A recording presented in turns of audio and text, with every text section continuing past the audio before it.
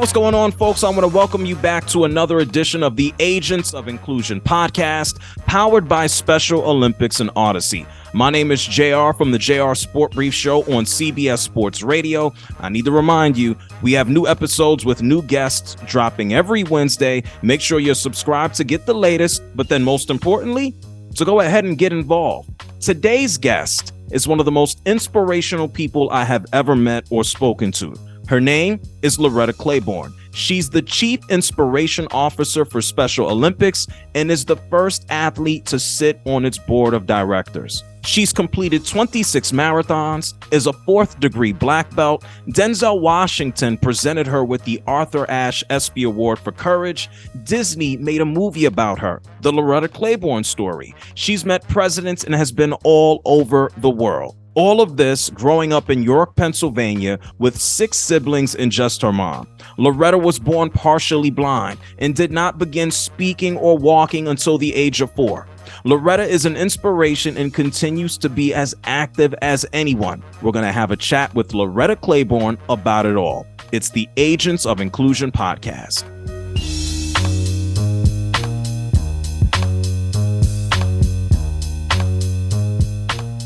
And so I'm glad to have here with us on another edition of the Agents of Inclusion podcast, an amazing story, Loretta Claiborne. Loretta, thank you for taking the time to talk with us.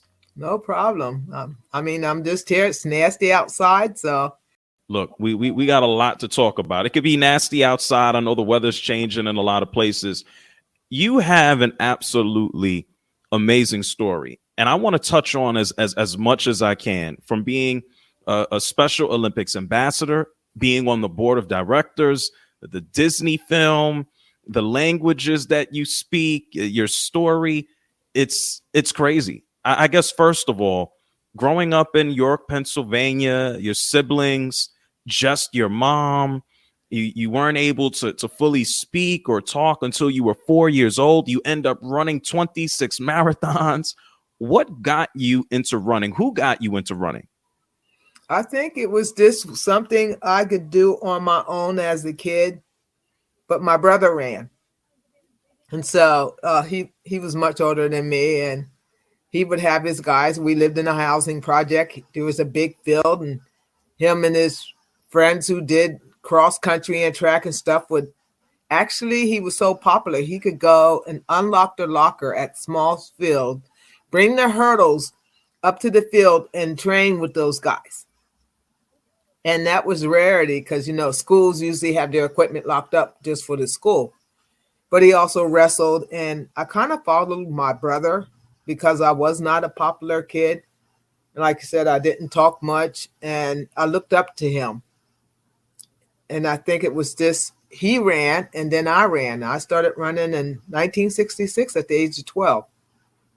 Wow. Starting at 12. And we know schools are much different now than they were at that point in time. And even today, the Special Olympics is working to have more unified champion schools across the country where people with and without disabilities could just go and play sports. You had an issue with your foot. You didn't walk until you were 4.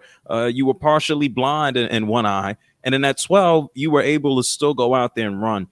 How difficult was it? Were you afraid? Did you have all the confidence from your brother? How was that experience when it was time to I got bullied a lot, so I didn't deal with regular kids. And I remember there's some other kids in the housing project who had the same challenges as I did, but they went off to institutions, so they kind of disappeared.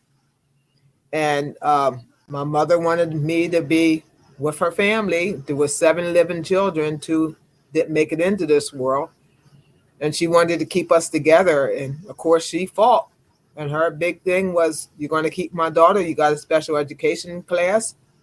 And it's going to be tough on her. But, life is tough. Life was tough on, like she would say, life was tough on her as a mother, even before she became a mother because of the color of her skin.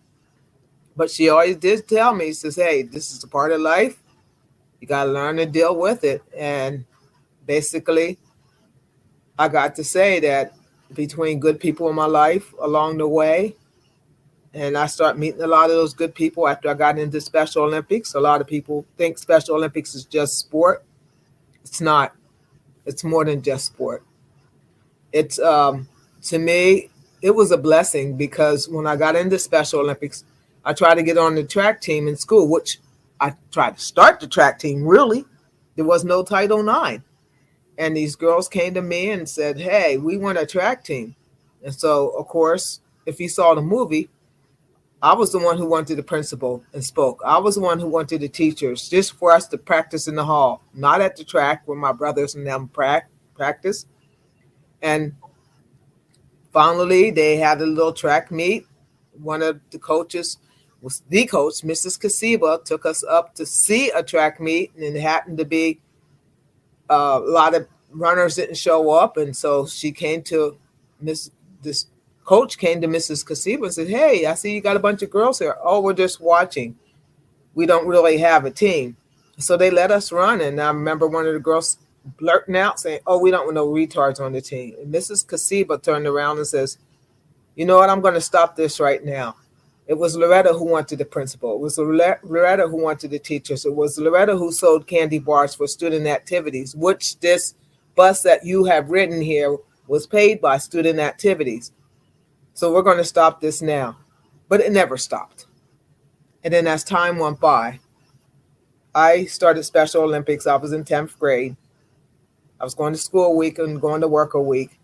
And I never forget the one coach saying to me, "Loretta, if you put down those fists and use those feet, maybe you can go places." Because I had anger issues. I took medication. And I think it was just that Mr. Lee Gilreath, that counselor at the workshop, who got me into Special Olympics. I was going to quit. And my mom says, "Oh, no, no, no, no. You don't quit nothing in my house. You're going to stick.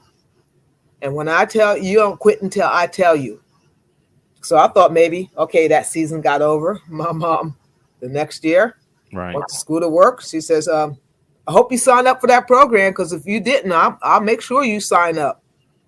And it was one of the best things that happened because the people who were working with us understood where we were coming from.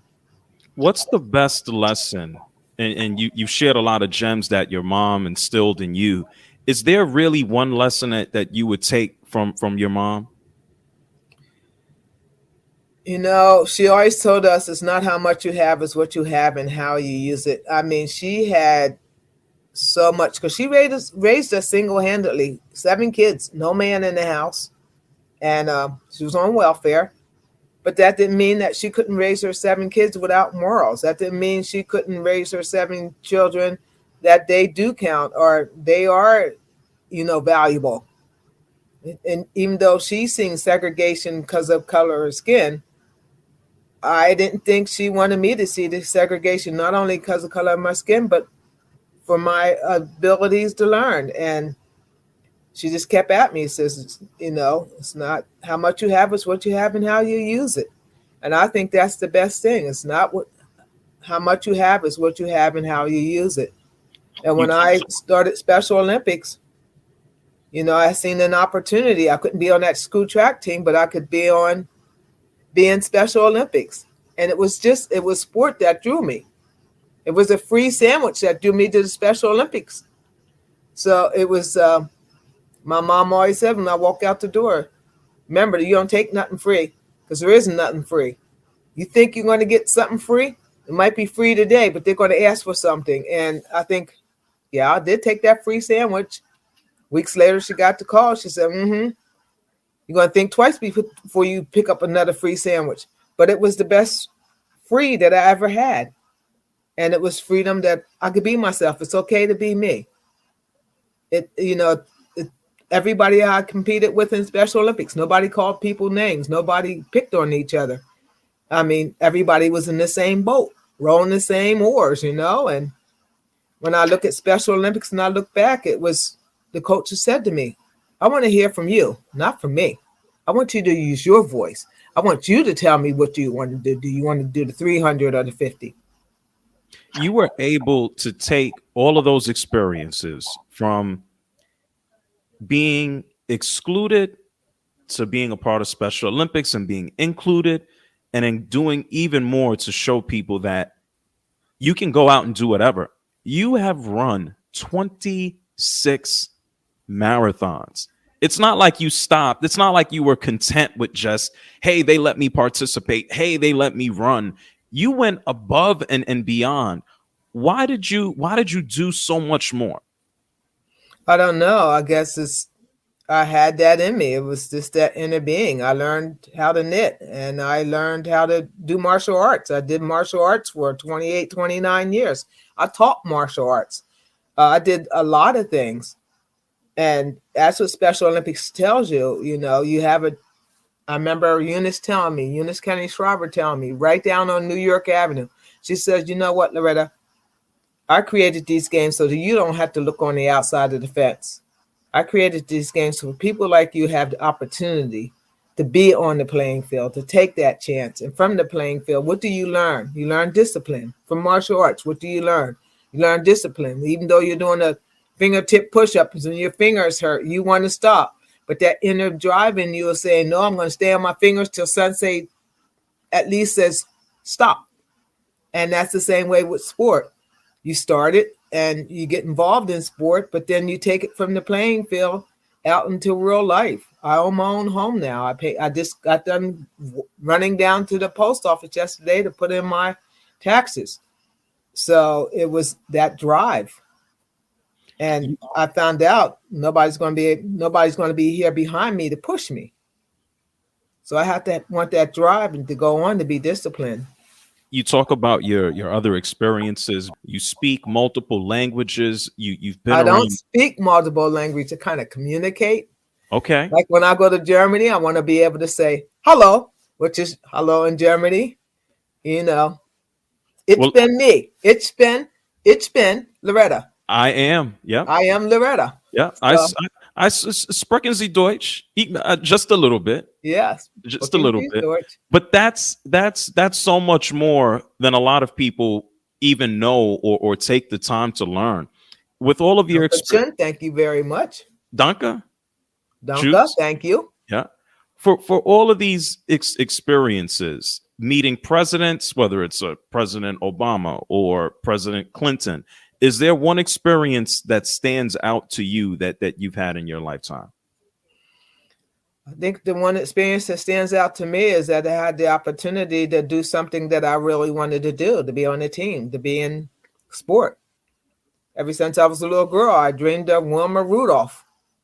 She had a disability and I saw her on TV. And right there, I was glued because she was somebody like me. She didn't have an intellectual disability, but she had a physical disability. And I'm pretty sure she went through a tough way. You know, like people see Superman and Superman's their hero. He's got the cape and nobody's never met Superman. Well, I saw Wilma Rudolph and she was my hero and I never met her. But she had something in common that I had in common. So when I look back, there were people that I looked up to, but no more than anybody, I looked up to my mom and God, because God's first and foremost in my life. I'm not a big church goer, but, you know, this program came along and says, hey, Loretta, you can be a part of this. I had to clean up my act. I had to not get angry. I had to not get in fights. I had to go to the workshop. I had to earn my way, not throwing hammers at people. And it was just like, you know, you have your dog, and he wants that treat real bad. He's going to sit. He's going to eventually sit until he gets that treat. And that's how humans are. You know, I wanted to be on the track team so bad. And when they told me, oh, you're going to go away. Well, I never left the project. And that was the stickler. I have to be able to contain myself so I'll be able to go away. And it was hard. It wasn't easy. Coming up in a moment, Loretta and I talk about growth. First, her own personal growth as she's gone from gold medal athlete to an athlete with so much more to give to the community.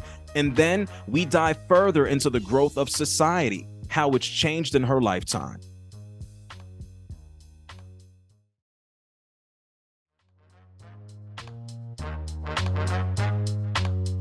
Loretta Claiborne began participating in Special Olympics in 1970.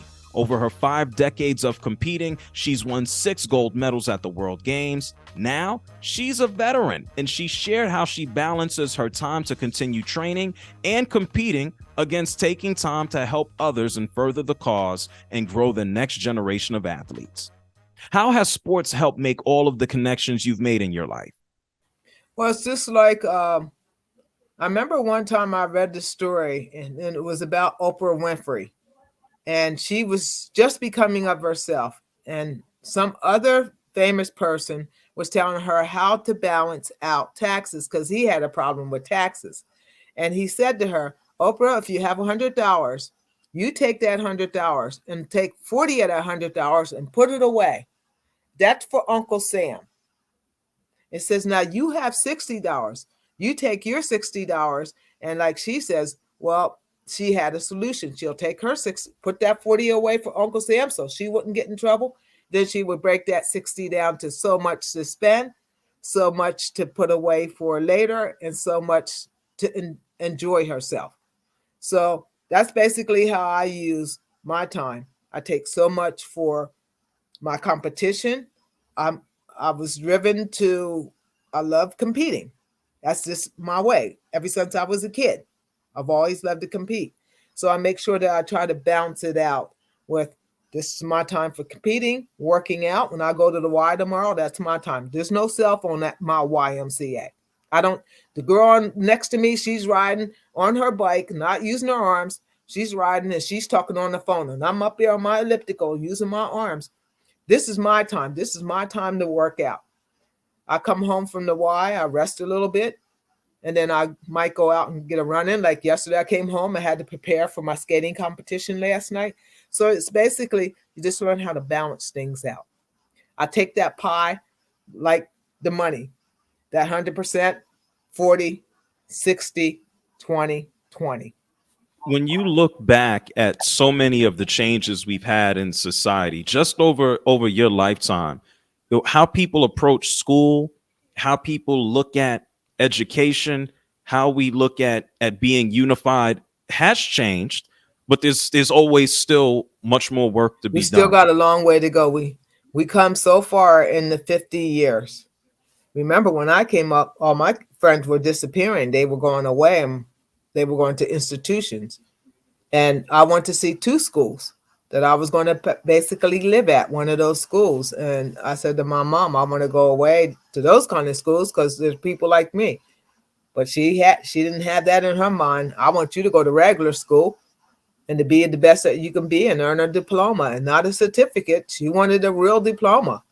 And she was determined that I was going to make it. She got behind me and I made it. And now when I look back at Special Olympics, started out with just a couple of athletes. Now I figured how many million athletes across the globe.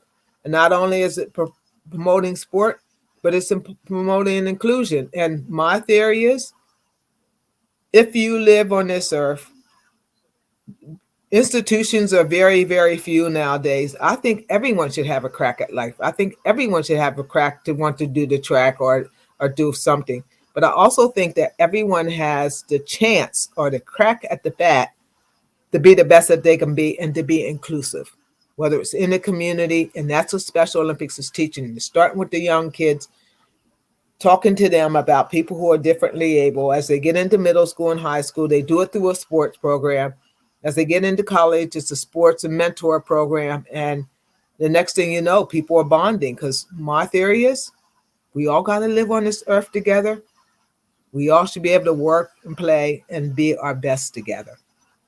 What's a separated, segregated world?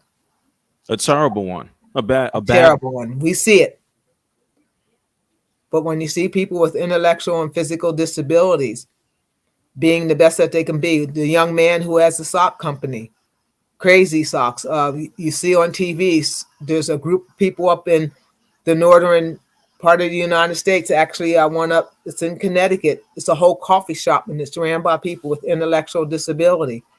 So those powers wouldn't happen. Those things wouldn't happen if it didn't start out somewhere, some way, and somehow. And I think Special Olympics was the main thing that started it out. Because remember, in the 60s, Most people like me were in institutions today. We're all over the place. We're working. I have a friend that works at a hospital. He gives me the update. And I said, how many COVID people are in the hospital? And he'll give me a little update. He's my tennis partner.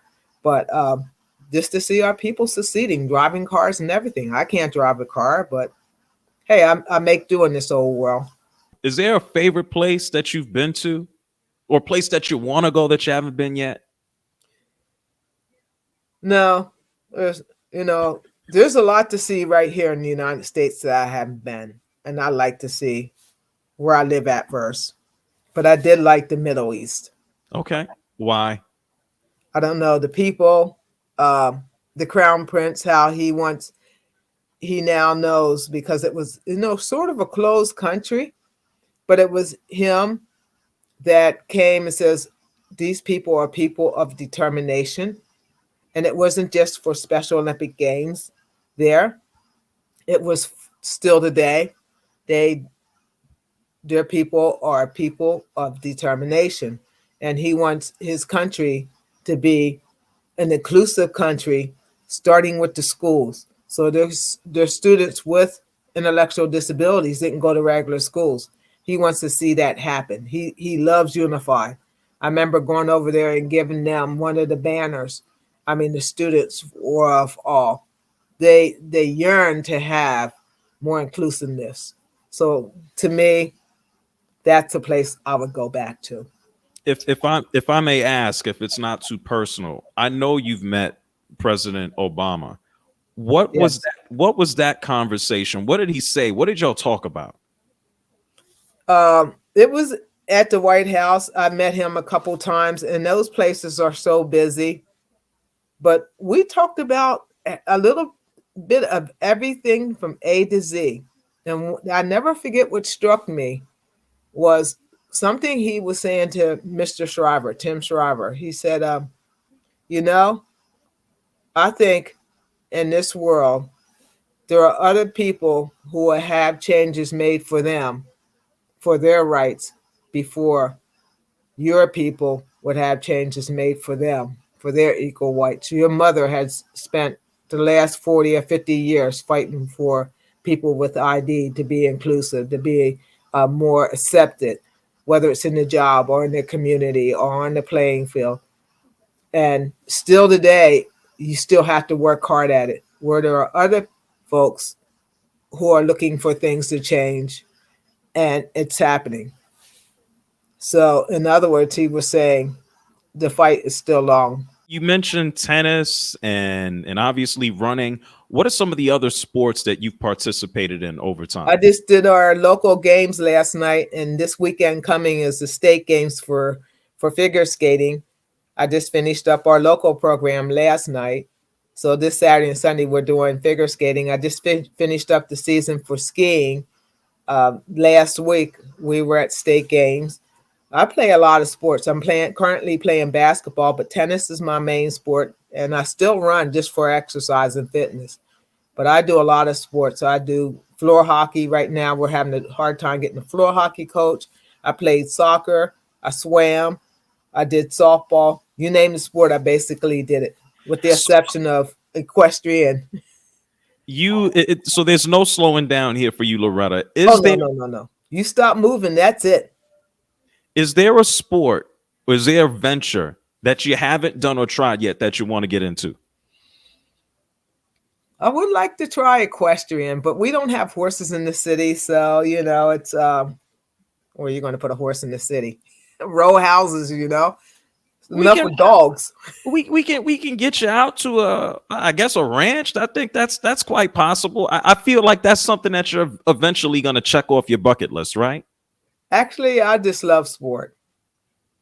My mother didn't have the opportunity to play sport. My uncles, I hear the stories because of the color of their skin. And I remember one time sitting on the end of my mother's bed. She said, "You see all that tennis you're doing and basketball and all those sports? Let me tell you something. You thank the good Lord that you have these opportunities because your mother didn't have it."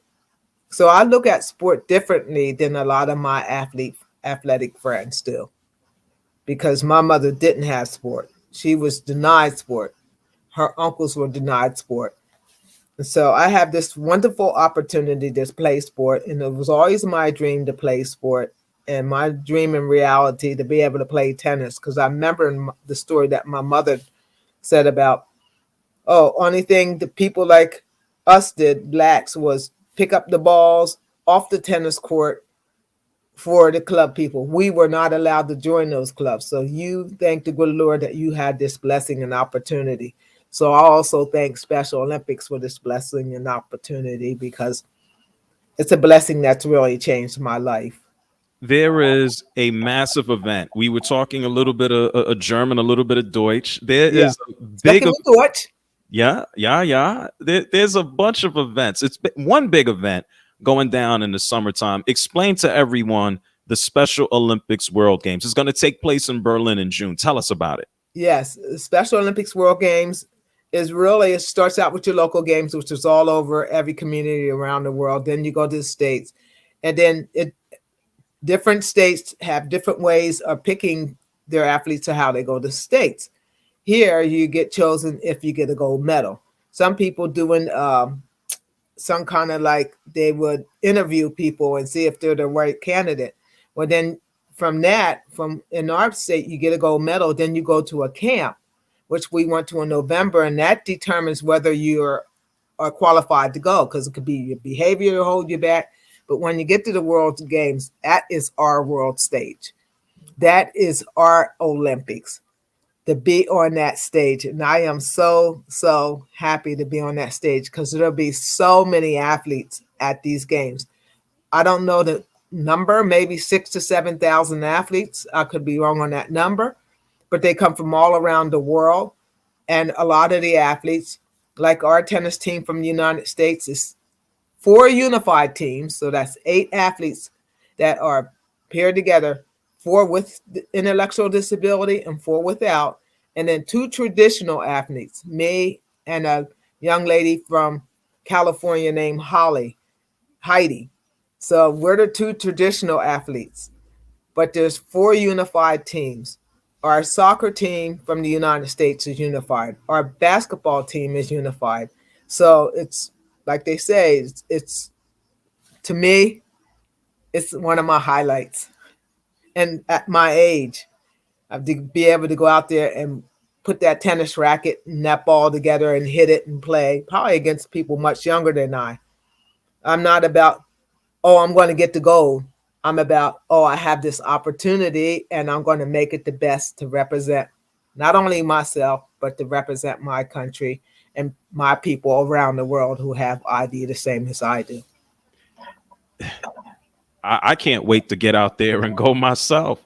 You have so many amazing stories. You mentioned this. Disney made a movie about your life. You before We that, lived in the projects. yeah, They had a fancy house. and they made a whole movie. It's about you and your story of where you came from. What was that experience like? Almost 20 years ago, they made that film. It still kind of rings true. What was that like having it put together You and then know, I watching didn't it? at first. I'm not that kind of person that wanted them to do something like that. That was just not my forte. But a friend of mine, Nora Mason and Tim Shriver, they were both at me. I was volunteering up in Connecticut for like 2 or 3 years for the games. I would go up and do 1,000 piece mailings, and I'm sitting there putting these mailings together. Go out to volunteers, go out and speak and raise money. And they had this ideal, and they wanted this to possibly happen. And Nora would talk to me, Nora Mason. She still lives in Connecticut, and her husband and family. And Tim Shriver, who lives now in Washington, they've been talking to me for like 2 years. And I said, no, this is not my thing. This is not my thing. Then finally, one of them came together and says, Loretta, just think, if we make this movie, a lot of kids in school will see this movie. And they'll think differently about people who are different than they are. And I looked at her and I said, no, I'm not into this. And then she sat and talked to me. Tim sat and talked to me over his house when he was in Connecticut.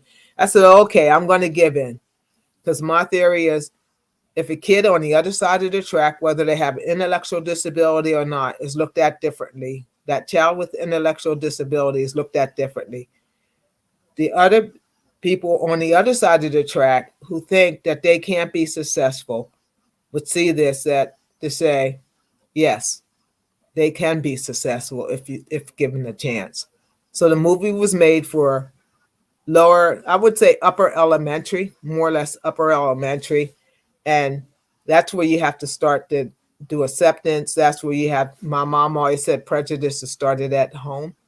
You start when kids are little to educate them about people who are different than they are.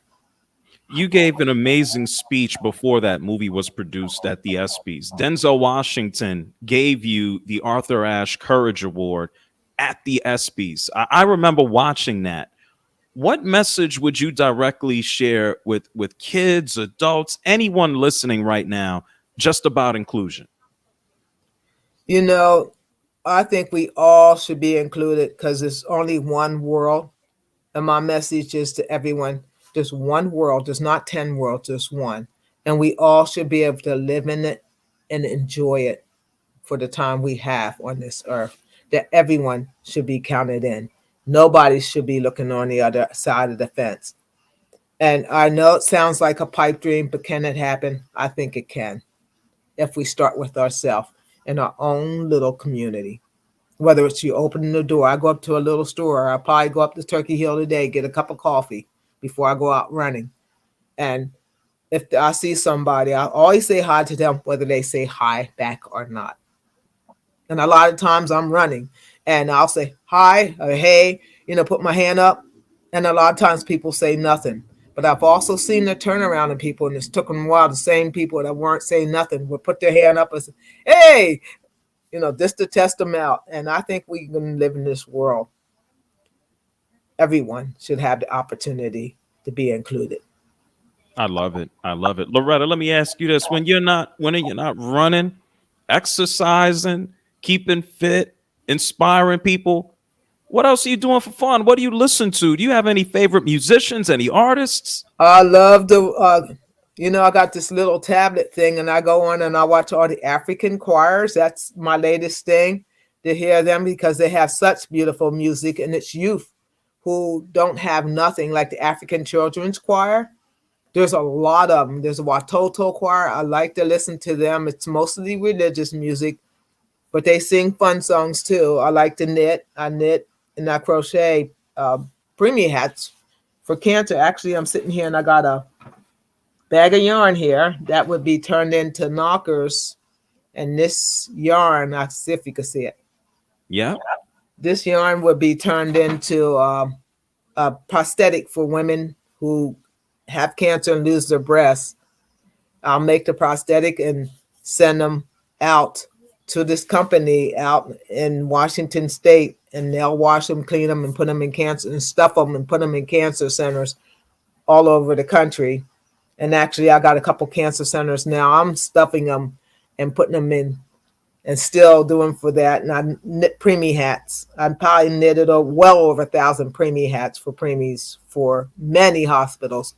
And that's what I do as my give back. I don't charge them anything. I mail it to them. And York Hospital here will say, hey, we need the neonatal unit where I go to the doctors at. I know there's a lady that works there. So I make the preemie hats. When I go out to get my teeth done, I drop a bag off, and that other patient who works at the neo place gets it. We have another center here that gets them. McGee Women's Hospital in Pittsburgh gets a lot of my hats. A hospital in North Dakota, I've never been there. I've never been to McGee, but I find things to do. You have found a whole lot to do. Right now, you got me crying on the other side of the microphone. You are the prime example of there's no stopping anybody from going out and doing anything. Can you Nope. just I could sit here with you It's all forever. about opportunity, and it's all about choices. If you have the choice to just want to sit, then that's your choice. But then remember, if you just want to sit, don't be upset when you see the person who wants to get up and move. So my choice is to get up and move. I'll probably I got my running clothes on now. So I got a jacket. I'll throw that on later on. I'll probably go up to Turkey Hill. I just had some breakfast. I'll go up to Turkey Hill, get a cup of coffee, mingle chat for maybe 15 minutes, come back, get my shoes on. I'll see if I'm having refit tonight. That's an exercise program. Tomorrow I'll get up and I'll be at the Y from 9:30 to 11:30 working out. And I take classes. So I just try to stay busy. Get up and move. Loretta, I want to thank you for joining us and sharing your story, giving some background to the film, the movie, your experiences. It's awesome. And I look forward to seeing you in Berlin. Tschüss. Yes. Tschüss. You got it. Tschüss. Bye. Loretta's story is awesome. It's the perfect example of never settling, stopping when someone tells you no, never being idle, and to never stop growing and just keep moving. Thank you again to Loretta Claiborne. If you'd like to get involved with Special Olympics as an athlete, a volunteer, or contributor in any type of way, go to specialolympics.org to find your local program. I'm JR of the JR Sport Brief Show on CBS Sports Radio. You've been listening to the Agents of Inclusion podcast. Make sure you subscribe. New episodes drop every Wednesday on the free Odyssey app or wherever you get your podcasts.